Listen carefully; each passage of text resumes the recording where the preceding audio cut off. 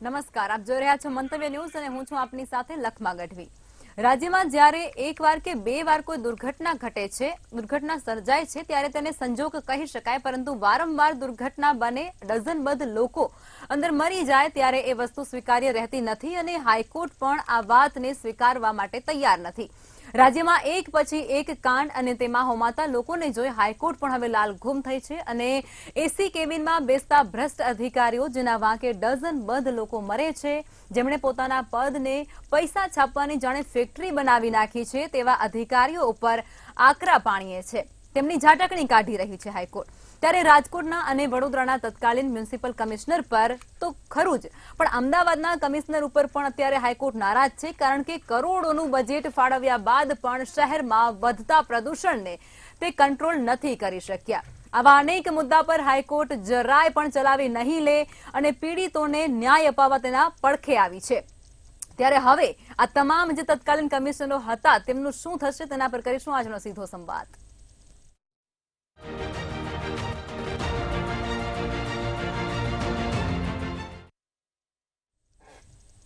તો ચર્ચાની શરૂઆત કરશું। પ્રફુલભાઈ ત્રિવેદી, મંતવ્ય ન્યૂઝના એસોસિએટ એડિટર આપણી સાથે જોડાઈ ચૂક્યા છે। ભારતીય જનતા પાર્ટીમાંથી રાજુભાઈ શુક્લ અને વિરમભાઈ દેસાઈ જોડાયા છે કોંગ્રેસમાંથી। તમામનું સ્વાગત છે। પ્રફુલભાઈ, જ્યારે દુર્ઘટના થઈ ત્યારના તમામ જે તત્કાલીન કમિશનરો હતા તેમના પર અત્યારે હાઈકોર્ટ ખૂબ નારાજ છે અને સ્વાભાવિક છે, નારાજ હોય પણ ખરી, કારણ કે વારંવાર આ ઘટના સામે આવી રહી છે, ડઝનબદ્ધ જિંદગીઓ અંદર હોમાઈ રહી છે। ત્યારે હવે જે આ આકરું વલણ છે, તમને શું લાગે છે હવે આ કમિશનરોનું શું થશે? લખમાં સુરતનું જે તક્ષશિલા અગ્નિકાંડ છે ત્યાંથી તમે શરૂ કરો તો સિલસિલાબંધ એટલી બધી ઘટનાઓ બની છે। વડોદરાની જે હરણીકાંડમાં જે હરણી તળાવમાં જે બોટ ડૂબી ગઈને 14 જણાના મૃત્યુ થયા, મોરબીની અંદર બ્રિજ તૂટ્યો અને ત્યાં પણ લોકોના મૃત્યુ થયા, અહીંયા રાજકોટમાં જે અગ્નિકાંડ થયો ટીઆરપી ઝોનમાં, ગેમ ઝોનમાં, અને ત્યાં પણ 28 જેટલી જિંદગી હોમાઈ ગઈ। એટલે ઉપરા ઉપરી જે ઘટનાઓ બની છે અને સિલસિલાબંધ જે ઘટનાઓ બની છે એનાથી એક વાતાવરણની અંદર પણ એક આક્રોશ જન્મો છે। જે આક્રોશનો પડઘો છે એ હાઈકોર્ટના વલણમાં દેખાઈ રહ્યો છે। હાઈકોર્ટે સુઓ મોટો કર્યો છે અને આ અંગે એ બહુ જ ઝડપથી કેસ ચલાવી રહી છે। એમાં જો પહેલા આપણે રાજકોટની વાત કરીએ તો રાજકોટના તે સમયના કમિશનર હતા અમિત અરોરા અને પોલીસ કમિશનર, બંનેની સામે પગલાં લેવા માટે હાઈકોર્ટ વારંવાર કહી ચૂકી છે। એક વખત તો જો વકીલ હતા એમણે એવી પણ દલીલ કરી હતી કે જો સરકાર પગલાં ના લેતી હોય તો આપણે હાઈકોર્ટે જ પગલાં લેવા જોઈએ, ત્યાં સુધી વાત પહોંચી હતી। એટલે પગલાં લેવાવા જોઈએ એ બાબતનું એમણે વારંવાર પુનરોચ્ચાર કર્યો છે। જ્યારે જે હરણીકાંડ થયો એના જે વડોદરાના તે સમયના જે કમિશનર હતા એ વિનોદ રાવ હતા અને વિનોદ રાવ સામે પણ પગલાં લેવા માટે હાઈકોર્ટે કહ્યું છે। સરકાર પુખ્ત વિચારણાના અંતે ક્યારે પગલાં લેશે એ જોવાનું રહે છે, પરંતુ આ જે બન્યું છે એમાં જે બચાવ પક્ષને છે એમાં પણ એમ બચાવ થઈ રહ્યો છે કે ભાઈ આ લોકો ઉપર વધારે કામનું ભારણ હોય છે, એમને સુપરવિઝન જ કરવાનું હોય છે, બધી બાબતો એમના ધ્યાન પર ના હોય એવો બચાવ પણ થઈ રહ્યો છે।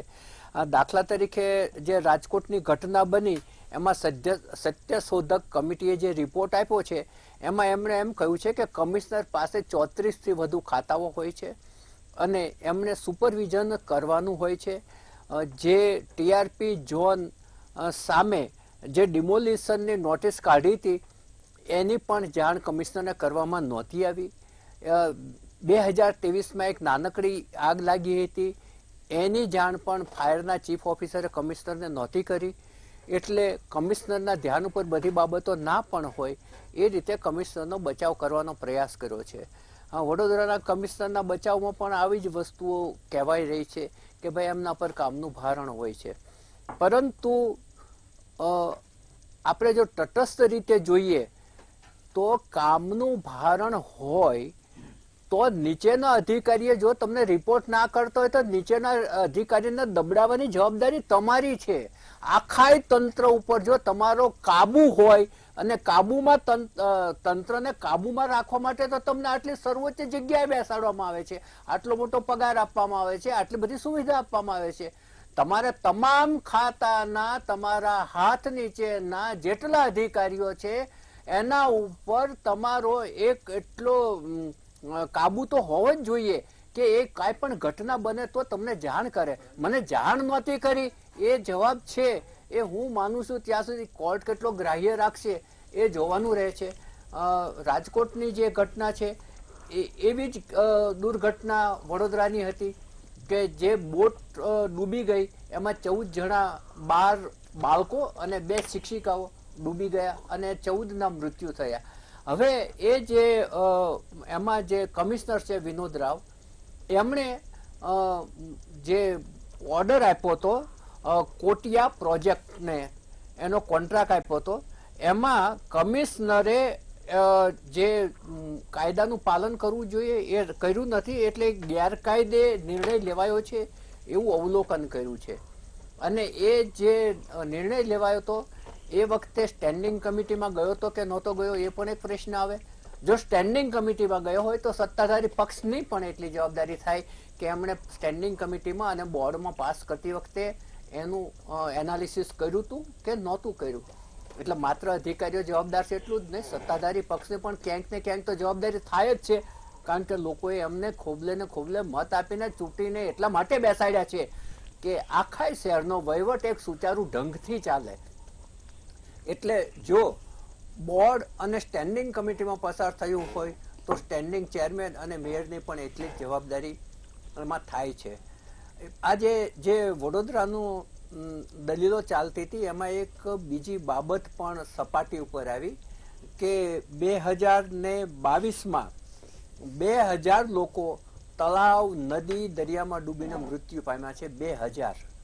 કોઈ આકસ્મિક છે, કોઈ આત્મહત્યા કરવા માટે કૂદી પડ્યા છે, પરંતુ 2000નો આંકડો બહુ મોટો છે.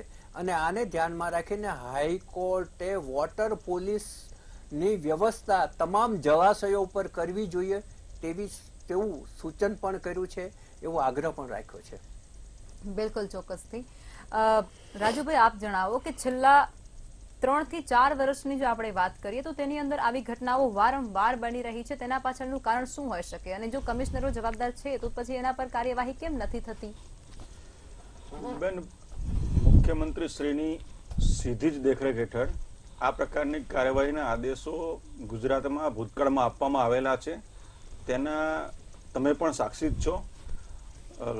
ગુજરાતની અંદર 3 કલેક્ટરોના લગભગ છેલ્લા 3 થી 4 મહિનાની અંદર જ એમને સસ્પેન્ડ પણ કરવામાં આવે, એમની પર કાયદેસરની કાર્યવાહી પણ કરવામાં આવી. પણ ક્યારે કાર્યવાહી થઈ કે જ્યારે એમની વિરુદ્ધમાં આઈએએસ ઓફિસર છે કે આઈપીએસ ઓફિસર છે, જ્યારે પુખ્ત સબૂત મળે કે ભાઈ આ માણસ ખરેખર જવાબદાર હતો પણ પોતાની જવાબદારી યોગ્ય રીતે નથી નિભાવી.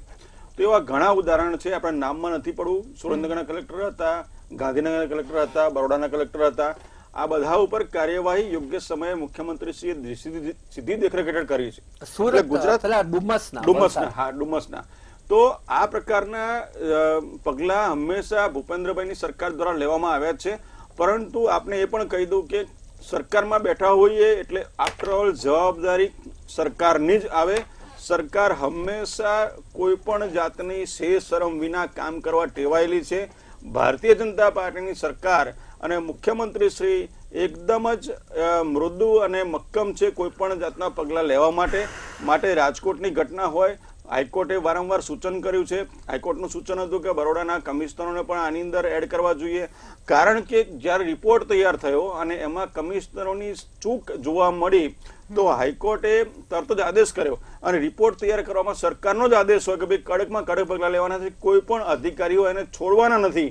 ત્યારે આ પ્રકારનો રિપોર્ટ તૈયાર થયો હોય અને આ રિપોર્ટ તૈયાર બાદ હાઈકોર્ટના સૂચન મુજબ એ કમિશનરોના નામ પણ આમાં એડ કરવામાં આવશે. એ જ પ્રકારે રાજકોટની ઘટના હોય, સુરતની ઘટના હોય, બરોડાની ઘટના હોય કે અમદાવાદની ઘટના હોય, કમિશનરોની અંદર એસઆઈટીનો રિપોર્ટ શું કામ હાઈકોર્ટ નથી સ્વીકારતી? ના, મારી વાત સાંભળો. સ્વીકાર નહીં, કોઈ પણ રિપોર્ટ, મારી વાત સાંભળો લખમાબેન, કોઈ પણ રિપોર્ટ હોય હાઈકોર્ટમાં સબમિટ થાય, એનું બરાબર રિપોર્ટ થયો છે, એનું આખું એની પ્રક્રિયા હોય અને પ્રક્રિયા મુજબ એની તપાસ થાય ને હાઈકોર્ટ પણ પોતે પુરાવા તપાસે અને એ પણ એની અંદર સૂચન કરે કે ભાઈ આ પ્રકારનો રિપોર્ટ છે, આમાં આ હજુ બાકી છે, આ ખૂટે છે, આ માટે તમે શું રિપોર્ટ કર્યો, તો રિપોર્ટનો પણ રિપોર્ટ બને.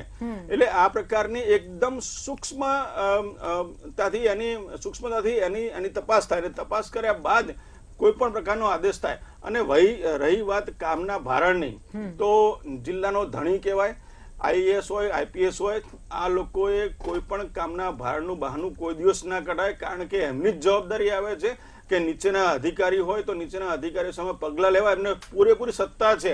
એટલે રાજકીય પક્ષો કરતા પણ આઈએસ આઈપીએસ ઓફિસરની સંપૂર્ણ જવાબદારી છે કે ભાઈ કોઈ પણ માણસ એને રિપોર્ટ કર્યો હોય ના કર્યો હોય, એના ધ્યાનમાં આવે તો એની વિરુદ્ધમાં કડકમાં કડક પગલાં લેવા જોઈએ. અમે કોઈ પણ જાતની શરમ સિવાય હું ભારતીય જનતા પાર્ટીના પ્રવક્તા તરીકે પણ કહી શકું છું કે ભાઈ કલેક્ટર હોય તો એની પોતાની જવાબદારી ના છટકી શકે, કારણ કે એમણે પોતે આ જિલ્લાના કે અમદાવાદ શહેરના હોય, રાજકોટ શહેરના હોય કે બરોડા શહેરના હોય, પોતે આ એના ધણી છે અને એમની આખી જે વહીવટી તંત્રના વડા છે, તો એમની પણ જવાબદારી જ બને છે. એટલે એ કામના ભારણ હોય ના હોય એ બધું કઈ જ ના ચાલે. હાઈકોર્ટનું સૂચન હંમેશા સરકારે સ્વીકાર્યું છે, મુખ્યમંત્રી શ્રી સીધી આની અંદર કાર્યવાહી કરવાના આદેશ આપ્યા છે. જી જી જી વિરમભાઈ, તમે મને એ કહો કે આવી ઘટનાઓ બની રહી છે એની પાછળના જે કમિશનરો છે, અને સાથે ત્યારબાદ જે અત્યારની અંદર અમદાવાદની અંદર જે કમિશનર છે એને પણ અત્યારે હાઈકોર્ટ એનું પણ સ્વીકારવા તૈયાર નથી, કારણ કે અમદાવાદની અંદર જે પ્રમાણે પ્રદૂષણ વધી રહ્યું છે, કરોડોનું બજેટ એ લોકો ફાળવી રહ્યા છે, પણ એ જાય છે ક્યાં અને એનો કેવી રીતે ઉપયોગ થાય છે તે અહીં જમીની હકીકત છે એના પર નથી દેખાતો. એટલે કમિશનરો ઉપર અત્યારે હાઈકોર્ટ છે તે આકરું વલણ અપનાવી રહી છે. તો કોઈ આ તમામ કમિશનરોના કામગીરી ઉપર સવાલ નથી ઉભો થતો? વિપક્ષ તરીકે તમે કઈ રીતે આ સમગ્ર ઘટનાને જુઓ છો? પહેલા તો હું રાજુભાઈએ જે એક વાત કરી કે કલેક્ટરે આખા એમના જે વિસ્તાર એના તાબામાં આવતો એના ધણી કહેવાય, એટલે એ ધણી એ માત્ર એ અધિકારીઓ જે વહીવટી પાંખ છે કે અથવા તો બીજા જે ખાતા, જો કે આમાં એક મિનિટ વિરમભાઈ, રાજુભાઈ ને વિરમભાઈ બંનેને કહું છું કે કલેક્ટર ને નહીં, આમાં મ્યુનિસિપલ કમિશનર ઉપર ચાલે છે. નહીં વાત સાચી, પણ એમને કલેક્ટર ની વાત કરી એટલે મેં પહેલા એટલે એમના ખુલાસો કર્યો, એ પબ્લિક ના પગારદાર માણસો જ છે. કમિશનર અને આઈએસ ઓફિસર જ હું એ જ કહું છું. હવે બીજી વાત આપણે આગળ વાત કરીએ. આ આખી જે ઘટનાઓ આપણે તક્ષશિલાની વાત કરીએ, બરોડાની વાત કરીએ, રાજકોટની વાત કરીએ કે અમદાવાદની શ્રેય હોસ્પિટલની આપણે વાત કરીએ, એક જૂની ફિલ્મ હતી, એનો મને એક સંવાદ બહુ યાદ આવે છે. આ બધા પછી આપણે જોઈએ ને ત્યારે એ આપણે દેશ ઉપર લઈ જઈએ ને તો આપણે હાથરસની પણ ઘટના જે હમણાં બની છે તાજેતરની, એક સરસ સંવાદ હતો કે પાપ સે ધરતી ફટી, અધર્મ સે આસમાન, અત્યાચાર સે કાંપી ઇન્સાનિયત, રાજ કર રહે હૈ हैवान. હું આટલો અડધો એટલા માટે બોલું છું, પૂરો સંવાદ હું બોલીશ તો એમાં જે હિંસક અમુક બાબતો છે એટલે એનો હું ઉલ્લેખ નહીં કરીશ, પણ એનો જે સર્વનાશ કરશે એ કહેવાશે ત્રિદેવ. અને ભગવાન શિવની ત્રિદેવની આંખે રાહુલ ગાંધી રૂપે આજે જે લડત ચલાવી રહ્યા છીએ, અમે આંદોલનો કરી રહ્યા છીએ, એટલે તમે ખોટી વાત ના કરો. શિવજી રાહુલ ગાંધી નથી. શિવજી રાજુભાઈ આપણે સાંભળી લઈએ. હું નરેન્દ્રભાઈ જેવું નથી કહેતો, હું અવતારી પુરુષ છે રાહુલ ગાંધી. નથી ભાઈ, દેવ નથી. રાહુલ ગાંધી અવતારી પુરુષ એવું નથી શિવજીની કમ્પેર રાહુલ ગાંધી થાય જ નહીં. રાહુલ ગાંધી શિવજી રાજુભાઈ રાજકારણ આ ભાઈ લાયા. રાજકારણ કમ્પેર કરો છો ભાઈ. મારા આરાધ્ય દેવ છે શિવજી, અને તમે રાહુલ બંને પ્રવક્તાઓને વિનંતી કરીશ, બંને પ્રવક્તાઓને વિનંતી ત્રિદેવ નથી. એમણે તો ના પાડી હતી, એમણે તો ભગવાન રામ છે જ નહીં ભાઈ. ખોટી વાત ના કરો વિરમભાઈ. રાજુભાઈ આપણે વિષય ઉપર આવે છે, હું વિષય ઉપર આવી જાવ, વિષય ઉપર આવી જાવ, વિષય ઉપર જ આવી રહ્યો, આ વિષય ઉપર જ હું આવી રહ્યો છું. આ વિષયને લગતું હતું, ભગવાનનું અપમાન નહીં સહન કરવામાં આવે. રાહુલ ગાંધી એ મનુષ્ય છે અને એમણે તો ના પાડી હતી કે ભગવાન છે જ નહીં.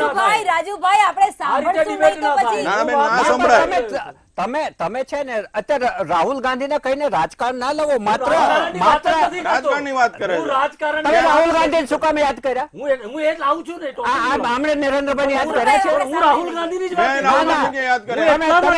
તમે અત્યારે કમિશનરો ઉપર જ રહો, આપણે ગુજરાતની બહાર નથી જવું. હા, વિષયને ભટકાવવાની શું કામ કોશિશ કરો છો ભાઈ? ના, તમને બંનેને વિનંતી કરું. ના, હું તો નહીં જ ભટકાવતો ક્યારે.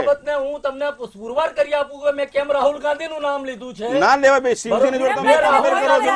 કેમ લીધું છે પછી મને કહેજો, તો મારા શબ્દો પાછા ખેંચી લઈશ. વિરમભાઈ મારો સવાલ મારી માત્ર વાત તમને આખી એટલો છે લખમાં મારી વાત પૂરી નથી થવા દેતા. આવું ડિસ્ટર્બ ના કરતો, આવી રીતે ડિબેટ ના થાય. વિરમભાઈ, નહીં તમે નહીં આવી રીતે ના, ડિબેટ નહીં ભગવાનની થાય. વિરુદ્ધમાં વાત જ ના થાય. તમે મારો હું જે વાત સવાલનો કરી સીધો રહ્યો જવાબ છું આપો. રામને કે એ લોકો પીડિત માનતા જ પરિવારો, નથી. એ રાજકોટના હોય, તમે રાજકોટની વાત કરો, વડોદરાના રાજુભાઈ, હોય, સાંભળી સુરતના લઈએ. હોય, બસ. કે જે કોઈ પણ પરિવારો એ રાહુલ ગાંધી એમની સાથે રાહુલ જ્યારે ગાંધી મુલાકાત- શિવજીની હું એ વાત જ કહું ના છું. કરો ભાઈ. હું એ જ વાત તમે અરે શિવજીની રાજુભાઈ, વાત આપણે કરી, સાંભળશું કેવી વાત નહીં.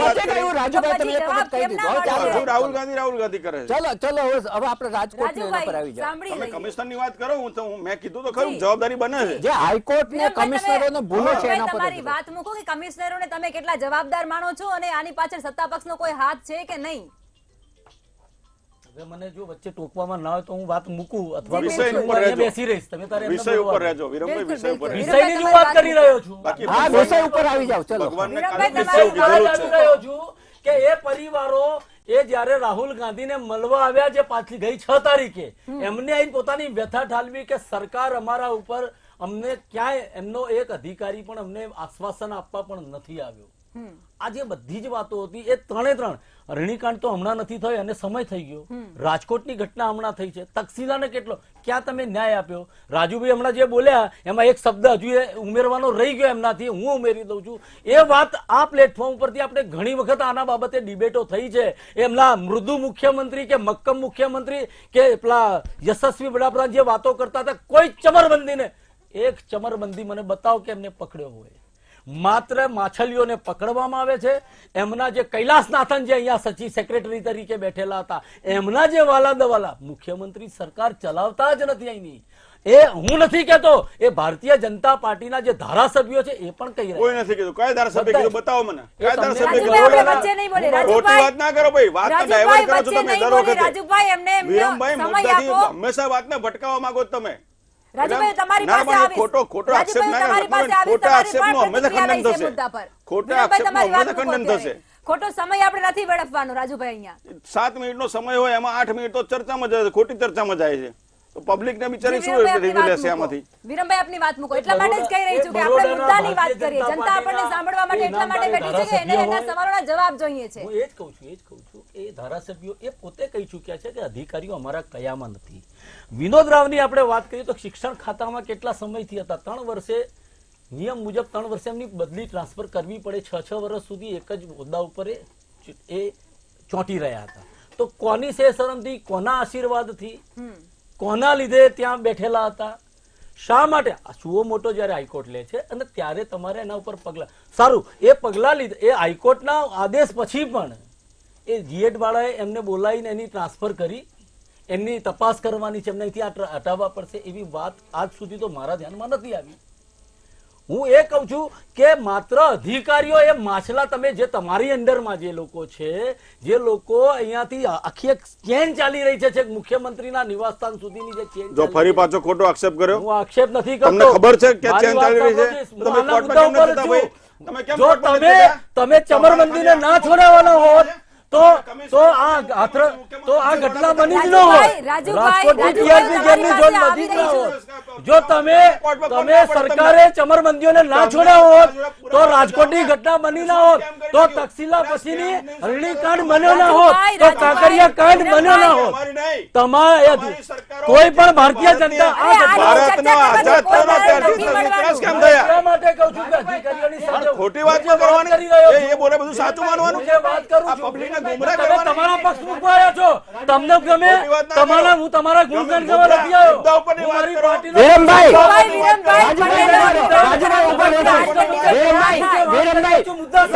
તમારું 1 મિનિટમાં પૂરું કરો પછી રાજુભાઈ તમારી પાસે આવે છે. વિરમભાઈ 1 મિનિટમાં પૂરું કરો પછી રાજુભાઈ પાસે આવે છે. નહીં ને મને વચ્ચે ટોકવામાં હું નહીં બોલવા દઉં. તમે વારે ઘડીએ મને ટોકો છો. હવે તો હું મુદ્દાસર વાત- હજુ આ નવા તમને દાદાગીરી તમે નહીં તમારા બોલવા દો. ચમરબંધી તમે એવું મારે યશસ્વી કહેવાની વિરમભાઈ, જરૂર નથી. વિરમભાઈ, તમે ના રાજુભાઈ, કશું આપણે- પૂરું કરો. વિરમભાઈ, પૂરું કરો. તમારા સર્ટિફિકેટની જરૂર નથી ભાઈ. વિરમભાઈ, ઝઘડવા માંડ્યા નથી, પૂરું કરો. કોઈ જે સર્ટિફિકેટની જરૂર ઘટનાઓ નથી. બની લે છે, જે તમે ઘટનાઓ હાઈકોર્ટ બનેલી નથી છે, ભાઈ. જો ચમરબંધીઓને છોડવામાં ના આવ્યા હોત તો ટીઆરપી ગેમિંગ ઝોનની ઘટના ન બની હોત, એ કાંકરિયા કાંડની એ ઘટના ન બની હોત, તો એ શ્રેય હોસ્પિટલની પણ એ ઘટના ન બની હોત. જો ચમરબંધીઓને તમે આજની તારીખમાં હું તમને બતાવું કે એમના જે મળતિયાઓ છે એ મળતિયાઓ ઉપર એમના 4 હાથ છે. તમને હું શૈક્ષણિક સંકુલોની હું વાત કરું, તમે આવો મારી સાથે અમદાવાદના છેવાડાના વિસ્તાર ગોતા વિસ્તારની અંદર હું તમને લઈ જાઉં. ત્યાં એવી શાળાઓ છે કે જ્યાં માત્ર બાળકને નીકળી શકે એટલા 4 બાળકો સાથે પણ ના નીકળી શકે. માત્ર એક કોમ્પ્લેક્સની અંદર એ શાળા ચાલી રહી છે. એ મળતિયા છે ભારતીય જનતા પાર્ટીના. એ આઈડી પટેલ સ્કૂલ હોય જી, એ વિરમભાઈ, ત્યાંથી આ હવે- બાજુ આવીને આપણે અક્ષર સ્કૂલ જી. હોય. અને સૌથી મોટી બાબત એ એમના એક મળતિયા હું નામ સાથે કહીશ જી. કે ત્યાં આગળ સાયોના નામની એક સ્કૂલ શાળા ચાલી છે, શૈક્ષણિક સંકુલ. એની બાજુની અંદરનો જે પ્લોટ કોર્પોરેશનનો છે એ માત્ર એમને ભાડા પટ્ટે કદાચ વાપરવામાં આપ્યા છે. વિરમભાઈ, હવે આ આપણે રમતગમતનો મેદાન માટેનો છે. તમામ સવાલોના તો જવાબ એના મેળવી લઈએ. તો એટલે આ બધું જ એમના અધિકારીઓ જાણે છે. એ ઉપર લેવલે જાણે છે, ઉપરથી આદેશો હોય છે. એ કયા ગરા કંધો જે એમની સાથે રહ્યા છે જી. આ બધાને એક તપાસ બેસાડી અને આ લોકોને સસ્પેન્ડ નહીં પણ ડિસમિસ કરવા જોઈએ એમના અધિકારી ઓકે પર. Okay okay, Virambhai, okay, okay. Virambhai. હવે આપણે રાજુભાઈ, તમે આ તમામ સવાલોના જવાબ ટૂંકમાં આપી દો. વિરમભાઈએ જે પણ આક્ષેપ તમારા પર કર્યા છે તમામ બંધીને છોડવામાં નહીં આવતો નથી જ આવ્યા. જે કમિશનરો કલેક્ટરો હતા આજની નામ તારીખમાં એ તો લોકોએ આપો. એફઆઈઆર નામ આપો. વિરમભાઈ, આપણે સાંભળી લઈએ. લાંગા સાહેબ ઉપર વિરમભાઈ, કેસ ચાલે કોઈ સાંભળતા છે નથી યાર. ડોમોસ સાહેબ ઉપર કેસ ચાલે છે આપણે સાંભળો. નહીં, મને ડોમોસ ઉપર disturb કેસ કરો. ચાલે છે. તમે નામ લાંગા આપો ઉપર કેસ અધિકારીઓ. ચાલે છે. વિરમભાઈ, આ ઝઘડવા માટે નથી, તમે શાંત રહો. આ મુદ્દા બહુ આ એક શાંત રહો, ઝઘડવા માટે મારી વાત નથી. સાંભળો. હા બોલો. તમે જે અધિકારીઓને સસ્પેન્ડ કરવાના પકડ્યા છે અચ્છા, કયા લાંગા- તક્ષશિલામાં નામ આપો. લાંગાનું- તક્ષશિલામાં લાંગા તો તમે તમારો મારી વાત સાંભળો. લાંગા વિરમભાઈ, હું તમને એમ વિરમભાઈ. કહું છું. વિરમભાઈ, અમને બોલી લેવા દો. વિરમભાઈ, આપણે તક્ષશિલાની જે એમને સાંભળી લઈએ. ઘટના બની, પછી એ આપણે એમને પીડિતોનો બીજી ન્યાય વખત આપે સવાલ છે. કરીશું તો ને એ એના પર. અધિકારીને તમે ધરપકડ કરી વિરમભાઈ, આ શકો. રીતે આપણે ડિબેટમાં ફક્ત ને લખમાં ફક્ત વિરમભાઈ, જ્યારે વાત મારી વચ્ચે કરી રહ્યા બોલવામાં છીએ. આવતું હતું ત્યારે તમે આ વાત નથી કરી. બેનને ને કહી તમે દે. રાજુભાઈને રાજુ શુક્લા વિરમભાઈ, તમને છેલ્લી વખત રિક્વેસ્ટ કરીએ છીએ, બોલી લેવા દો. વિરમભાઈ અને તમને રાજુભાઈ રિક્વેસ્ટ બંનેને કરીએ છીએ. આ રીતે રિક્વેસ્ટ શબ્દ જ આપો, તમને જે હું સમજાતો. એ જ વાત કરી રહ્યો છું. બસ તો બોલી લો રાજુભાઈ, કેમ ચાલો. એ વખતે આ રિક્વેસ્ટ ના થઈ જ્યારે હું બોલી રહ્યો હતો ત્યારે વિરમભાઈ અને રાજુભાઈ, અરે યાર, આ તો વિરમભાઈ, કેવા પ્રકારનો વિરમભાઈ, માણસ છે. સાંભળો. વિરમભાઈ, આ સીટ પર અમે જ્યારે બેઠા હોઈએ ને ત્યારે અમે એકદમ તટસ્થ હોઈએ છીએ. અરે એટલે હું તમે એ જ આ તમે વસ્તુ અમારા બચવા ના મહેમાન લાગો. છો. અમારો પ્રફુલ્લભાઈ, જાણો થોડું. હું ખૂબ સન્માન કરું છું તમારું અને ખાસ કરીને પત્રકારોનું ખૂબ સન્માન કરું છું. હવે તો બોલી લેવા દો, રાજુભાઈ, બોલી લેવા દો. તો પણ એ મને રોકતા તમે કેમ થાય એ આપણે એ વખતે વખતે અમે બંનેને કહ્યું હતું. આવી રીતે ડિબેટ ના બંનેને કઈ થાય. રીતે આવી રીતે હું ડિબેટ મારો ના થાય. પક્ષ મૂકી રહ્યો હવે બોલી લેવા દો એમને, ચાલો. રાજુભાઈ, આપની વાત મૂકો. તમામ આક્ષેપના જવાબ તમે ટૂંકમાં આપો. આપણે ત્યાં ન્યાય પ્રણાલી છે. એવું નથી કે કાલે ઘટના બને પરમ દિવસે ગોળી મારી દીધી, ફાંસીની સજા આપી દીધી. કોઈ પણ પ્રકારની ઘટના બને તો એ ઘટનાના મૂળ સુધી પહોંચવું પડે અને પહોંચ્યા પછી એની આપણા ત્યાં કોર્ટની વ્યવસ્થા છે. બિલકુલ. અને કોર્ટની વ્યવસ્થા કર્યા પછી જે હાઈકોર્ટ જાય, સુપ્રીમમાં જાય, રાષ્ટ્રપતિ જોડે જાય, આ બધી આપણી એક ચેનલ સિસ્ટમ છે, વ્યવસ્થા છે. અને વ્યવસ્થાના ભાગરૂપે જે કોઈ નીચલી કોર્ટે ચુકાદો આપ્યો હોય એનો ઉપરની કોર્ટમાં જાય, ઉપલી કોર્ટમાંથી હાઈકોર્ટમાં જાય, હાઈકોર્ટમાંથી પણ આપણે કોઈ પણ ફાંસી સજા થઈ હોય ને, આતંકવાદીને પણ રાષ્ટ્રપતિના દયાની અરજી માટેની આપણી પ્રણાલી એને છૂટ આપે છે. તો આ પ્રકારની વ્યવસ્થા ગોઠવાયેલી છે. એવું નથી કે ભાઈ કાલે હરણીકાંડના પકડાયા અને પેલો કલેક્ટર હતો એને જાયમાં લાવીને ગોળી મારી દો, ફાંસી લટકાવી દો, કે એને 10 કોરડા મારી દો. આ વ્યવસ્થા ભારતમાં એટલે નથી. રાજુભાઈ, આ આપણે સવાલ ત્યાં શું કામ લીગલ થાય છે તમને વ્યવસ્થા ખબર છે ને આ લીગલ વ્યવસ્થાના રાજુભાઈ, આધારે આ સવાલ શું કામ થાય છે તમને ખબર છે? હા, કારણ કે આપણે- તક્ષશિલાની અંદર જેટલા પણ જે હતા અધિકારીઓ અંદર સંડોવાયેલા એમને સસ્પેન્ડ કરવામાં આવ્યા અને ત્યારે પછી ફરી વખત જ્યારે એ લોકો નોકરી પર લાગી ગયા ને ત્યારે એમના પરિવારજનોની જે વેદના હતી ને એને લઈને આ તમામ સવાલ અમે તમને કરી રહ્યા છીએ. તમે એક વસ્તુ સમજો કે જો વહીવટી આપણને જ્ઞાન હોય તો મને એવું જ્ઞાન છે કે સસ્પેન્ડ અને ડિસમિસ આ બંને વચ્ચેનો એક મોટો ડિફરન્સ છે. અને કે કોઈ પણ અધિકારીના ડિપાર્ટમેન્ટ અંદર ભૂલ થઈ તો તાત્કાલિક એને સસ્પેન્ડ કરવામાં આવે, ફરજ મોકૂફી કરી દેવામાં આવે. લખવાબેન, એક મિનિટ લેટ મી ફિનિશ નાઉ. હવે એક જ મિનિટની અંદર તમને કહી દઉં કે એને બિલકુલ ટૂંકમાં તમારી હા સસ્પેન્ડ કર્યો તો પછી એની પર કાર્યવાહી કરવાની હોય તો એની તપાસ કરે કે ભાઈ ફલાણા ભાઈ ટીકનાભાઈ અધિકારીએ શું કારણથી આ થયું ને એની બેદરકારી ક્યાં હતી. અને બેદરકારી સાબિત થાય અને પછી એને જો 100% સાચી હોય તો એને ડિસમિસ કરવામાં આવે. બરાબર.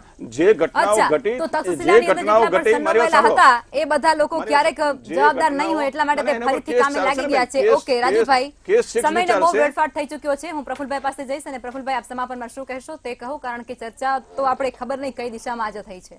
રાજુભાઈ, જે તક્ષશિલામાં જે સસ્પેન્ડ કર્યા હતા ને, જી સસ્પેન્ડ અને ડિસમિસ વચ્ચે ચોક્કસપણે તફાવત છે. ટર્મિનેટ કરવું એ પણ અલગ જ વસ્તુ છે. પરંતુ જે સસ્પેન્ડ છે ને, સસ્પેન્ડ કરવા એ આપણને લાગે છે કે ફલાણા ભાઈને સસ્પેન્ડ કર્યા. સસ્પેન્ડ કર્યા એ કોઈ સજા છે જ નહીં. કારણ કે એમને અડધો પગાર મળે છે, અમુક મહિના પછી પોણો પગાર મળે છે, અને જોડાઈ જાય તો પૂરો પગાર મળે છે, અને ઘરે બેઠા બેઠા પગાર એને મળતો હોય છે, એટલે સજા નથી. એ સસ્પેન્ડનો અર્થ એ છે કે એ જે તપાસ થતી હોય એમાં કોઈ ડિસ્ટર્બન્સ ના કરે, કોઈ પુરાવાનો નાશ ના કરે, એટલે તપાસથી દૂર કરવા માટે એને સસ્પેન્ડ શબ્દ વાપરવામાં આવે છે. પરંતુ સસ્પેન્ડ કર્યા પછી જો એની સામે કોઈ પણ ગુનો પુરવાર થતો હોય તો એને ડિસમિસ કે ટર્મિનેટ કરવો જોઈએ. પરંતુ લખવાનું કહેવું હોય છે કે તક્ષશિલા કાંડમાં કોઈની સામે એવું આકરું પગલું નથી લેવાયું એમ. પરંતુ હવે શું છે કે જે આમ જોવા જાવ તો હજુ હાઈકોર્ટમાં કેસ ચાલુ જ છે, એટલે આપણે પણ કાંઈ ના બોલી શકીએ ને. જ્યારે કેસ ચાલુ હોય ત્યારે સબ જ્યુડિશિયલ છે, આપણે પણ અત્યંત સંયમમાં જ બોલવું જોઈએ, કારણ કે આખો કેસ છે હજુ સબ જ્યુડિશિયલ છે. એટલે હવે આગળ જતા જે કોર્ટ આદેશો આપશે એ પ્રમાણે ચોક્કસપણે સરકારે પણ વિચારવું પડશે ને પગલાં લેવા પડશે. હવે જે રાજકોટની ઘટના છે, આ ઘટના છે, અને એ જ રીતે મોરબીની ઘટના છે. ટૂંકમાં જે એના પીડિતો છે, જેમના સગા સંબંધીઓના મૃત્યુ થયા છે, એ લોકોને એને ન્યાય ક્યારે મળ્યો કહેવાય કે જ્યારે જે દોષિતો છે એ દંડાય ત્યારે એને ન્યાય મળ્યો થયો. એટલે એ લોકો રાહ જોઈને બેઠા છે કે ભાઈ દોષિતો દંડાય તો અમને ન્યાય મળ્યો એવું લાગે એમ. એમાં તક્ષશિલાને ને મોરબીને તો ખાસી સમય પણ થઈ ગયો છે. એ પછી હરણીકાંડ થયું ને પછી આ થયું, એટલે આ થયા પછી બધા જ ગંભીર થઈ ગયા.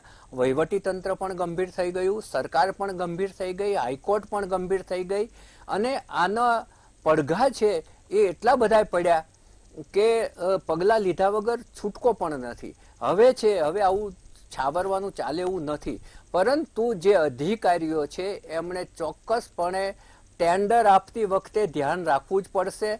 એમાં વહાલા દવલાની નીતિ નહીં ચાલે, આ મારા પર્યાયની ના ચાલે, અને જ્યારે પણ નિર્ણય લે ત્યારે બહુ જ સાવચેતીપૂર્વક લેવો પડશે. હું એક બહુ રાજુભાઈ તમને ના ગમે એવો દાખલો આપીશ કે અમદાવાદ મ્યુનિસિપલ કોર્પોરેશને કાંકરિયાની અંદર જે રાઈડ તૂટી પડી એમાં 2 જણાના મૃત્યુ થયા અને 38 જણ ઘવાયા, અને આખા દેશની અંદર એ રાઈડ પડી એના વિડીયો ફર્યા હતા અને હો હા થઈ ગઈ હતી.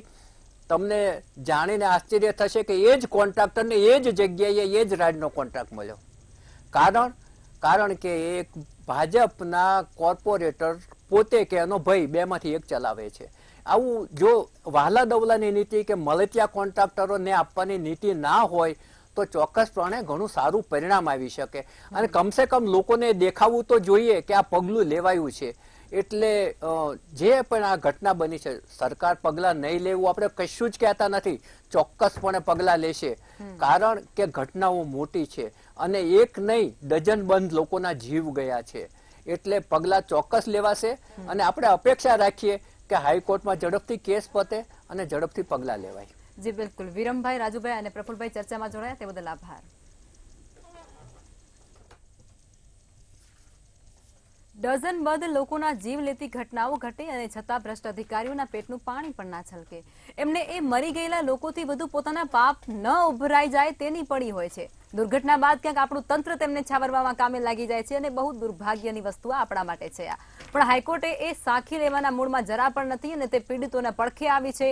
તમામ જવાબદાર કમિશનરો છે તેમના ઉપર અત્યારે તે લાલ ગુમ થઈ ચૂકી છે અને ઉધડો લીધો છે એનો. એસઆઈટીના રિપોર્ટને પણ તે માન્ય નથી રાખી રહી. ત્યારે હાઈકોર્ટના આ વલણ પછી લાગે છે કે પીડિતોને ન્યાય જરૂર મળશે. ચર્ચામાં હાલ આટલું જ. નમસ્કાર.